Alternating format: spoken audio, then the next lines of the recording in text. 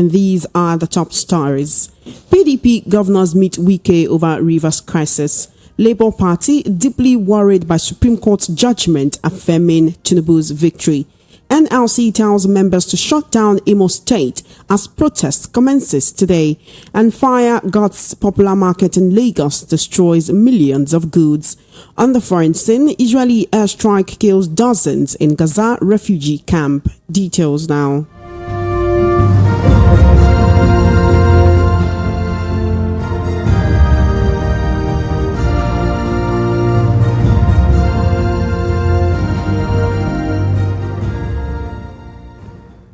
Thank you for staying with us. The World News at 12 begins with governors elected on the platform of the People's Democratic Party, PDP, meeting with the Minister of Federal Capital Territory, FCT, Ijeoma Wike, over the crisis rocking Rivers State. The Director General of the PDP Governors Forum, CID Maduabum, made this known in a statement today. According to him, the decision to pay Wike a visit was reached at the governor's last meeting in Abuja on Tuesday night. He stated that the PDP governors will meet with Wike at his office in Abuja over the move to impeach Governor Siminalayi Fubara of Rivers State. He added that the proposed meeting is geared towards reconciliation and mediation between the FCT minister and his successor. Meanwhile, President Bola Tinubu has also intervened in the political crisis rocking the state. The chairman of the PDP Governors Forum and governor of Bauchi State, Bala Mohammed, made this known while addressing State House correspondents. Speaking after the maiden Nigeria Police Council meeting under the Tinubu administration on Tuesday, Mohammed said Tinubu has met with the parties involved. The Bauchi State governor also said that President Tinubu engaged in discussions with Governor Siminalayi Fubara of Rivers and the Minister of the FCT, Ijeoma Wike, to restore peace in the state.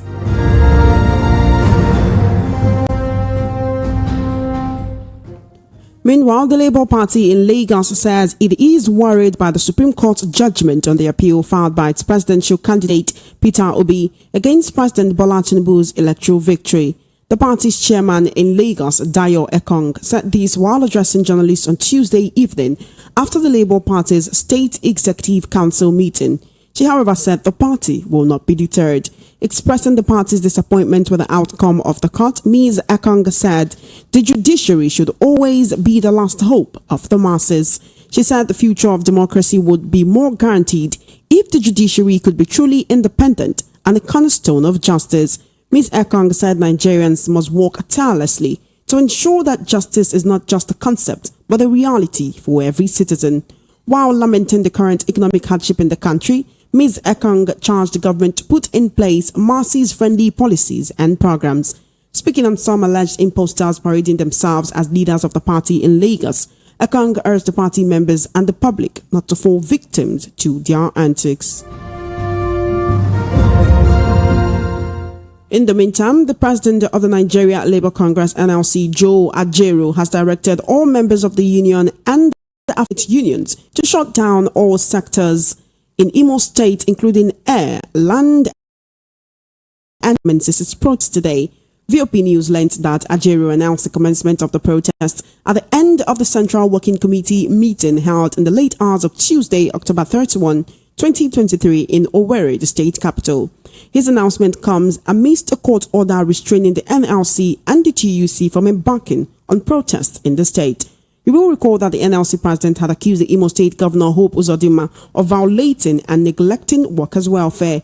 He alleged that due to the hostile actions of the governor towards workers in the state, many of them have died because of the lack of payment of their salaries. Speaking further, Ajaero lamented the non-compliance with the national minimum wage by the state government, while accusing Governor Uzodinma of refusing to implement previous agreements, especially the accord reached on January 9, 2021. Also, he said outstanding salary arrears of about 20 months have not been paid. 10,000 pensioners have been wrongly labeled as ghost pensioners, resulting in over 22 months of unpaid pensions, while about 11,000 workers have been labeled as ghost workers by the state. He also said the decision to stop the state was a result of the refusal of Governor Uzodinma to use social dialogue and collective bargaining to resolve these issues. Well, now joining me to discuss this and other issues on the world news at 12 this afternoon, we have Mr. Tochukwu Ezekama, a political and social affairs commentator. Good afternoon, Mr. Tochukwu. Good afternoon. It's always a pleasure to have you here. Thank you for coming. And thank you so very much. I could see your reaction while I was reading out the numbers of, everything that the NLC has alleged against Governor Uzodinma. Yes. And really, it's many critics have called it a shame that workers will work, and then when it gets the time for them to be paid salaries, all of these are coming up. So let's start with the NLC situation. October 30/31, that was yesterday, was supposed to be the time that the NLC would occupy Nigeria if the federal government did not, go through with what they had signed in the 15-point memorandum. Yes. But we didn't see that happening. They were also supposed to have a meeting, which was later postponed to November 7 because the Federal Executive Council meeting had to hold on the same day. And it seems that one precedes the other, one is higher than the other. And right now, as it is on a federal scale, on a national scale, Labour is there to occupy the country like they have said they would. They've also told the government that the next time we will go on a protest, the next time we'll shut down the country, it will be without a warning. But this is what is happening in Imo State, and it has the blessings of the NLC National President, Joe Ajaero. He has said, look, go out and shut down Imo State. This was supposed to be Occupy Imo, but the state got a court injunction to stop the NLC and the TUC from embarking on a strike. What really is going on in the state? What is the reason why it seems that Governor Uzodinma is not paying workers? NLC has come out to say 10,000, a whole 10,000 pensioners in a state have been wrongly labeled as good pensioners. What was it that they went through? What was the records that they went through for them to say, oh, these 10,000 people are ghost workers? How can you have up to that amount of people working as ghost workers in a state? What really is going on with the NLC and the Imo State government? Well, I think the credibility of the NLC was beginning to suffer heavily because they made a lot of threats they could not carry through. That's at the national level. So it's good that for once they are standing up in Imo State. They are locking down Imo State. That is good.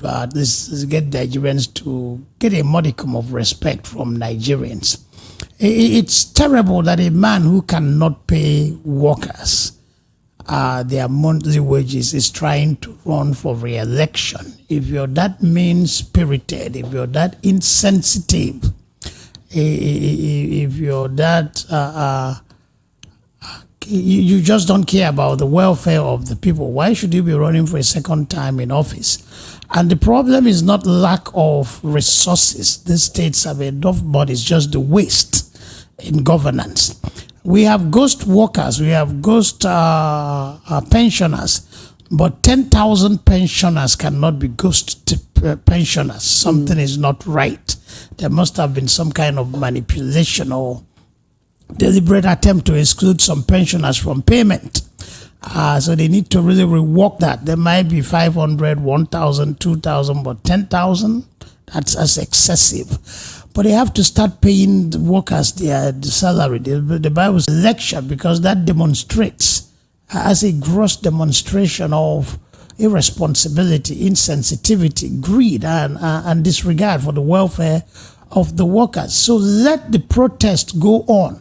I don't know how long the injunction will stop the protest. There's this elite strangulation of the masses, the inordinate world of an elite few, and the economic strangulation of the masses of Nigerians. So enough is enough. Nigerians should start holding their governors, their legislators, their president accountable.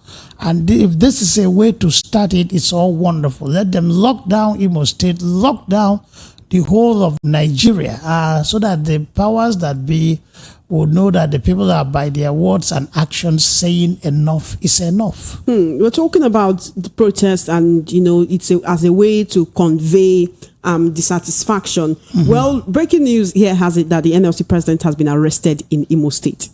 as it is right now. He was whisked away by the police at the ongoing protest in Imo State because he seems to be leading the protest himself. It's also been revealed, breaking news, that miscreants descended on the protesters, smashing vehicles, inflicting wounds on Labour members. Right now, the whereabouts of the NLC president is unknown, as heavily armed security personnel have, taken him away. We're talking about this being a way to show one's displeasure, one's dissatisfaction. But right now, the NLC president has been arrested. This is not the first time the NLC is protesting. In fact, from January this year, we can count the number of times that the NLC has threatened to protest, that they've actually hit the streets, that they've had to cancel after maybe a day. So many of that. And how come it's only when he got to Imo State that he's been arrested? What really is going on? Is he being persecuted for speaking out, or for choosing to actually occupy Imo and shut down Imo State today to make sure that workers get what they're owed? The former Nigerian finance minister, the Constitution allows us the right to peaceful protests, peaceful demonstrations. But then the powers that be feel threatened by this protest, so they will fight back. So to borrow from Okonji well, protesting, demonstrating against the powers that be is dangerous. But if you have decided to be an activist, a labor leader, you have to live with the rigors and demands of being a labor leader.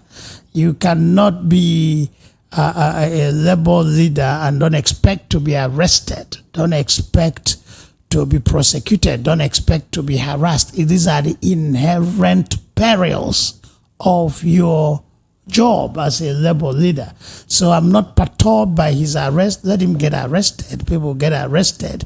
Mahatma Gandhi, who was an activist, independent nationalist activist fighting for the independence of India, was arrested many times, and he said, "Jail is jail for thieves and rapists. For me, it is a temple." Activists will get arrested, activists will get harassed, but that should not stop them. They should continue with their professed profession and continue to do what they're supposed to do. So, Imo State, Uzodimma, he shouldn't be there in the first place. He wasn't elected by his people. He was imposed on them, foisted on them by the powers that be. And he's been a terrible governor. So I am delighted that the people of Imo State are beginning to stand up against his tyranny, against his inhumane governance, and let them keep it up. They shouldn't think it should be a walkover, goody. The government will fight back. It might be dangerous. It might involve arrests. It might involve prosecution and suffering of one form or the other on the part of the protesters. As it is right now, the whereabouts of the NLC president is not known after he was whisked away. He'll be in jail. If he's arrested by the police, they'll keep him where they keep arrested people. That's not news. I'm not perturbed. It's part of the demands of his job. In every state where the NLC has threatened to protest or actually gone on the street, this is the first time, at least this year, that this will be happening. Earlier in the year, there was a fire incident at the family home of the NLC president, as it is right now. Can we say he's been persecuted for speaking out, for championing the cause of Nigerian workers? He's fighting against tyranny. The Nigerian democracy is that we supposedly ostensibly elect our leaders as though in a democracy, but then the leaders that we elect degenerate into autocrats, they degenerate into tyrants. So you're dealing with tyrants, and when you challenge tyrants, expect to be harassed. Expect your house to be burned down. Konjiwa talked about fighting corruption and how her mother was kidnapped and so on. So expect a reaction from the powers that be. It's natural. Yeah, he's being harassed. He can't burn down somebody's house out of love. So it was out of harassment, out of persecution. So, but that's what it demands. That's what, if you can't stand the heat, stay off the kitchen. Mandela was in jail for how many years? Because he fought for justice, he fought for racial equality in South Africa. Martin Luther King Jr. was killed in the US, in a country that said, we hold this fact self-evident, that all men are created equal. But when black Americans say, if we are created equal, then give us the equality. It didn't come easy. People fought, people died, people suffered. So if you want to challenge the system, be prepared of what the system will get back at you. So that's part of it. He's doing his job. Let him continue to do his job. If he thinks it's too much for him, let it get off. If you can't stand the heat, get off the kitchen. Talking about heat, many people have accused Wike of trying to foster or entrench Godfatherism in Rivers State with the whole crisis that has been happening with Governor Sim Fubara since on Sunday night when an explosion happened at the Rivers State Government House. As it is right now, Wike and Fubara met yesterday. They shook hands. The president and the PDP Governors Forum are also trying to wade into this crisis to make sure that whatever is between the two men are resolved. And I have asked this question before. Is it not too early for them to try to impeach a governor who, in his own words, has done nothing to warrant an impeachment? As it is right now, what really is going on in Rivers State? Wike has come out to say, look, I'm going to be irrelevant if I don't stand my ground. As reported, I'm going to be irrelevant if I don't stand my ground. He's not really said what the issue is between him and Fubara. And many people wonder what it could be, that what are they dragging really in Rivers State? Because Wike is no longer in power. You would think he would focus on his job as Minister of the FCT rather than looking back. But many people have alleged over and over again that Wike is behind the crisis rocking the Rivers State government right now. Our politicians talk irresponsibly. I'm going to be irrelevant if I don't stand my grounds. Is the state your father's property? Is it your patrimony? You're just a citizen of the state, and you don't have any transcendental claim to the state. You have no special claim. You're just like any other citizen. You're out of that office. So what is this thing about I'll be irrelevant if I don't stake my if I don't stand my grounds? But the issue is undoubtedly between Godfatherism, a godfather and a protege. It's quite common in Enugu State. We had it between Jim Nwobodo and his political son, who was Chimaroke Nnamani. Then we had it between Chimaroke Nnamani, who became the godfather, and his political son, who was Chime. And it's all across board. So these governors become political godfathers and set up their political sons, expecting to control their political sons, which I think is dim-wittedness. You cannot control a governor. A governor is so powerful. He controls all the trappings of power in the state. He personifies, he's the repository of the political power in the state.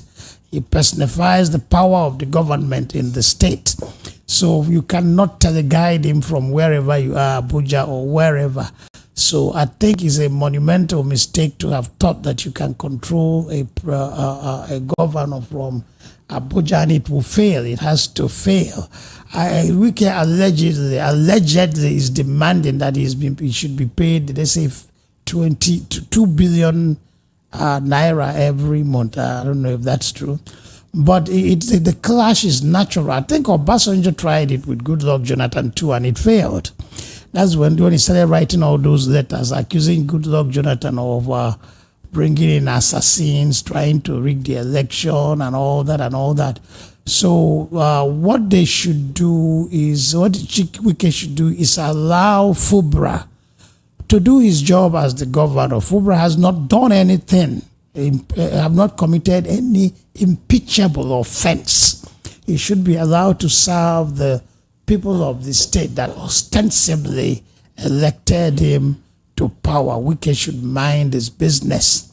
And if he doesn't take time, it will backfire on him. It will blow up in his face, because you cannot control a governor. It's dim-wittedness, bordering on imbecility, to think that you can teleguide a governor. As powerful as a governor is, it's a waste of time. So let him go and sit down. This is looking like a case of I put you there and I can take you out of there. Yes, you speak about not being able to, you cannot control a governor. But if you were able to control the power, if we were able to control him getting onto that seat, you would think that he would still have a level of hold, a level of control over him, saying, okay, this is what I want you to do in the state. This is a decision I'd like you to make. I'd like you to appoint this person for me. I'd like you to put this person in this position and all of that. How about tackling this from the onset and just doing away with whatever fosters Godfatherism at that level of politics? Yes, you may need someone backing you, but if they've backed you up until that, they should trust you enough to leave you to it. If Wike keeps saying, I put you there and I can take you out, and he's trying to do it this way by removing him, impeaching him as governor after just 6 months. People have spoken about how Rivers State is also an economic hub in Nigeria and how it will affect the economy of the country if you have a governor that has just sat there for 6 months being removed, someone else. If the other person is not loyal, is he also going to be removed? There will always be godfathers in politics. We have godfathers in music, the music industry, movie industry, in academia, in business. So there will be godfathers in politics. The question is, what are the motivations of this godfather? Is it the public good? Is it to advance the overall good of the country, the welfare of the people, or just to enrich one man, serve the personal interest of one man, reduce the state to something of the personal will of one man? That's where it becomes a problem. I put you there, I can remove you sounds quite straightforward, but to remove a governor cannot be that straightforward. You can try to impeach a governor, but a governor has a lot of influence himself, a lot of money at his disposal too, and a lot of control of the grassroots, so you may not succeed. I think what they need to do is work out their differences, strike a delicate balance between the contending extremes, and then let the governor get busy with governance and hopefully do something good for the people of the state. I think they're going to work out their differences, and hopefully they will. All right, then let's go on to the verdict of the Supreme Court on the February 25 presidential elections and the Labour Party's reaction to it. The Labour Party in Lagos State, the Lagos State chapter, has said it is worried by the Supreme Court judgment on the appeal filed by Peter Obi against President Bola Tinubu. They expressed their disappointment, which is to be expected, seeing as you pursued something to the highest court and you were still unable to get it. And more than once, they have called it a miscarriage of justice. Atiku has also come out to say his piece about how he feels that the Supreme Court has legalized illegality. As it is right now, we spoke to Labour Party spokesman on Monday, that was Eunice Atanko, and he said as much as the Labour Party is not happy about what has happened, that the Supreme Court is going to keep charting its course and probably, wait for 2027. Now, the Labour Party has this division. They have this Apapa faction and they have the Abure faction as well. As it is right now, are they still even strong enough at all to still have that pull that they did at the beginning of the year, just before the presidential elections? I'm not in a position to talk about the strength of the Labour Party, but you can't stop politicians from talking. There will always be rivalry within the ranks of the politicians. Abure faction is, I think, has no case, and the court has repeatedly reaffirmed Papa's faction has no case to make, and the court has repeatedly reaffirmed the Aburi as the leader of the political party. But you expect infightings like that because the object of politics is power. So those people are there to get power, either within the party or from electoral offices. So that one continues. It's good that the spokesman of the party is relentlessly denouncing the judgment of the Supreme Court. I am not a lawyer, but as an unlearned gentleman, which I am, as a layman, which I am, I have opinions and I have common sense. They say you can't question the verdict of a court. But then the saying says that justice should be done, and not only justice being done, justice should also seem to have been done. So it's not about doing justice as those with the knowledge and arcane of law can understand, the judges, the lawyers. But the man on the street should also feel that justice has been done. I am a man on the street and I don't feel that justice was done. And I'm speaking from that perspective, not as an expert of law, but as a Nigerian. Things did not work out well. And as I said in the past, the Nigerian judiciary is on trial. In the final analysis, they are trying themselves and passing a verdict on themselves. And they have not impressed the Nigerian masses. They have told us that we are not in any way different from you. We are susceptible to the temptations and sirens of life. We can be swayed by things other than the stipulation of the law and the evidence provided before us. We can be swayed by friendship, we can be swayed by money, we can be swayed by other insinuating factors. Nigerians are disappointed, Nigerians are angry, and stepping away from the law, the mood of the people is reflective of the past. A president cannot win an election. You don't see the jubilation. You don't see people happy. It was like the city was dead. The gloom. There was this gloom that pervaded Nigeria. How can your candidate be sworn in, his presidency affirmed, and everybody is gloomy? It's not the person Nigerians voted for. But the Supreme Court is the ultimate court, not because it's perfect, but because it's the final.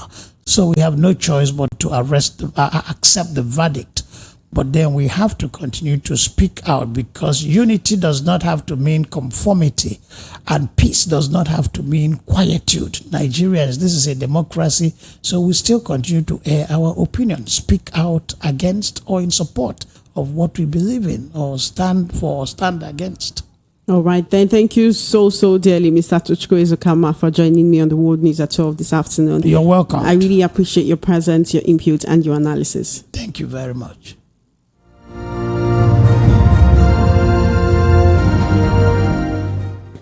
Elsewhere, the senator representing Kogi Central Senatorial District, Natasha Akpoti-Uduaghan, has rejected Governor Yahaya Bello's congratulatory message to her.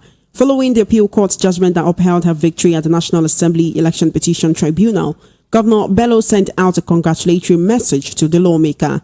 He described Natasha as his sister, adding that it was necessary for him to accept the court's verdict on her victory to avoid a breakdown of law and order in the state. However, Senator Natasha, who appeared on Channels Television on Tuesday evening, accused the governor of having attempted to kill her on different occasions, insisting that the Kogi state helmsman does not know what democracy is about.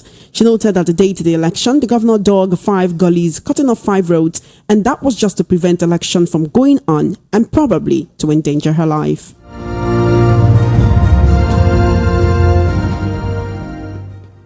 Meanwhile, several goods and property worth millions of naira have been destroyed after a midnight fire razed the popular Ladipo Plank Market Amukoko at the Gamu Road, Orile area of Lagos State.